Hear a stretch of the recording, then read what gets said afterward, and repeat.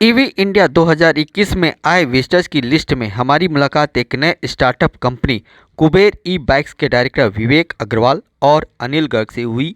ये पहली बार electric vehicle show को देखने आ रहे हैं।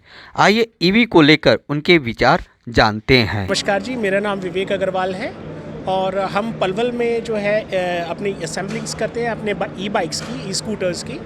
और हम ये ईवी एक्सपो देखने आए। हमारा मेन मोटिव ये था कि हम हाई स्पीड में जब हम जाएंगे, अब हम हाई स्पीड स्कूटर्स को मैन्युफैक्चर करेंगे तो उसके लिए हमें बहुत अच्छे क्वालिटी वेंडर्स की ज़रूरत थी। हमें मेक इन इंडिया प्रोग्राम के तहत अपने पार्ट्स को इंडिजनाइज करने का बहुत रिक्वायरमेंट था। तो जब हम इस ईवी एक्सपो में आए तो हमें बहुत अच्छा रिस्पांस मिला, हमें बहुत अच्छे क्वालिटी के वेंडर्स मिले और वेंडर्स के साथ साथ हमें डीलर्स भी बहुत मिले। क्योंकि हम इस समय पर स्लो स्पीड में हैं और हम रूरल इंडिया और सेमी अर्बन और अर्बन एरियाज़ को कवर करते हैं और हमारे स्कूटर्स बहुत विश्वसनीय हैं क्योंकि वो ICAT से मान्यता प्राप्त है। हमारे पास 3 मॉडल्स हैं और हम बहुत अच्छा काम कर रहे हैं इलेक्ट्रिक मोबिलिटी का रूरल सेगमेंट में, जहाँ पर मोबिलिटी एक बहुत बड़ा कभी क्वेश्चन हुआ करता था। वहाँ पे हमारे स्कूटर्स ने एक बहुत बड़ा रेवोल्यूशन लाया है वहाँ पर, और एक बहुत ही अफोर्डेबल कीमत में गाँव देहात की बच्चे अब कॉलेज जा रहे हैं हमारे स्कूटर्स के ऊपर। लोगों को बहुत सुगमता मिली है और प्रदूषण और पेट्रोल की महंगाई से तो मुक्ति है ही है। तो अब हम इस सफलता के बेस पर अब हम धीरे धीरे हाई स्पीड में जा रहे हैं और ये इस ईवी एक्सपो की वजह से हमें विश्वास है कि हमें बहुत सारे क्वालिटी मैन्युफैक्चरर्स मिलेंगे, जिसकी वजह से हम हाई स्पीड में जाकर और आगे बहुत अच्छा काम करेंगे और मे बी नेक्स्ट ईयर हम भी इसमें पार्टिसिपेट करेंगे एज एन एग्जीबिटर। आप इस क्षेत्र में क्या सोच कर आए? देखिए, मैं शुरू से ही ऑल्टरनेटिव फ्यूल सेक्टर में हूँ।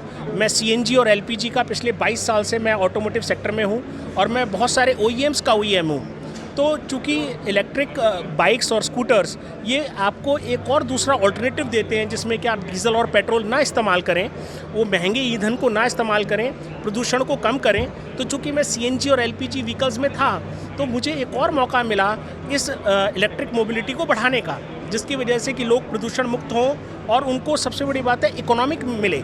इस समय पर पेट्रोल और डीजल के दाम आपको पता ही है, डॉलर के रेट्स और इंटरनेशनल मार्केट के रेट्स की वजह से अब ज़मीन आसमान को छू रहे हैं। तो एक इलेक्ट्रिक स्कूटर ही मात्र एक ऐसा माध्यम है जिसमें 10 पैसे किलोमीटर से आप अपना वाहन चला सकते हैं, और दूसरा इसमें कोई प्रदूषण भी नहीं है।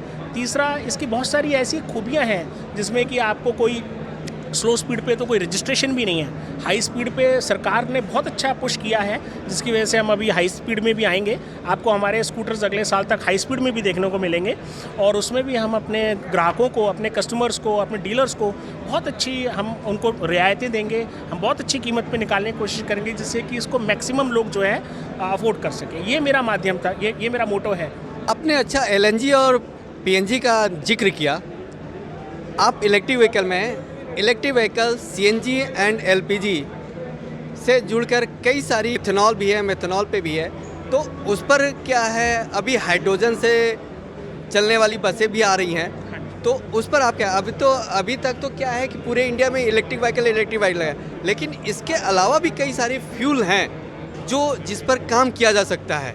उस पर आपका क्या विचार है? आपने बहुत अच्छा एक सवाल पूछा।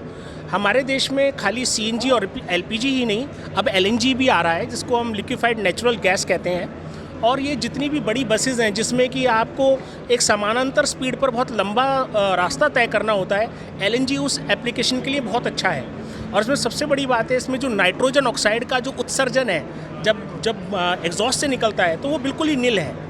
और जो आपने हाइड्रोजन की बात कही, अभी हम CNG के साथ हाइड्रोजन को मिक्स कर रहे हैं। अभी तक जो हमारी रिसर्च है, जो मैं जिन OEM के साथ मैं काम करता हूँ, हम अभी 30% हाइड्रोजन को मिलाने में कामयाब हुए हैं। इसके लिए हमें क्रायोजेनिक क्षमता चाहिए होती है, जिसके लिए स्पेशलाइज्ड टेक्नोलॉजी है।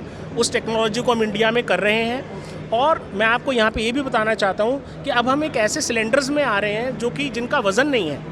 तो एक पहले अगर आज 20 साल पहले या आज से 10 साल पहले जो सिलेंडर्स हैं उनका वज़न ही इतना ज़्यादा हो जाता है कि व्हीकल की बॉडी जो है आवाज़ करती है, उसकी लाइफ शॉर्ट हो जाती है। तो अब हम LNG के माध्यम से हम बड़े बड़े बसेस और ट्रक्स को एक तो बहुत ज़्यादा लंबी दूरी दे सकते हैं बिना उनका वज़न बढ़ाए। तो ये एक बहुत ही क्रांतिकारी क्षेत्र है। आपने बहुत अच्छा सवाल पूछा। इस समय पर हमारे भारत देश में मोदी जी की लीडरशिप में और नितिन गडकरी जी की लीडरशिप में बहुत कुछ काम हो रहा है, जिसकी वजह से बहुत सारा CNG, LPG, LNG, हाइड्रोजन और इथेनॉल, आपने इथेनॉल की बात करी, अभी आने वाले टाइम में हमारे जितने भी इंजन्स हैं जो कि सिर्फ 10% इथेनॉल ले सकते हैं, गडकरी जी ने अभी आदेश दिया है कि जितने भी व्हीकल्स बनेंगे आने वाले समय में वो सभी तरह के एथेनॉल को एब्जॉर्ब कर सकेंगे।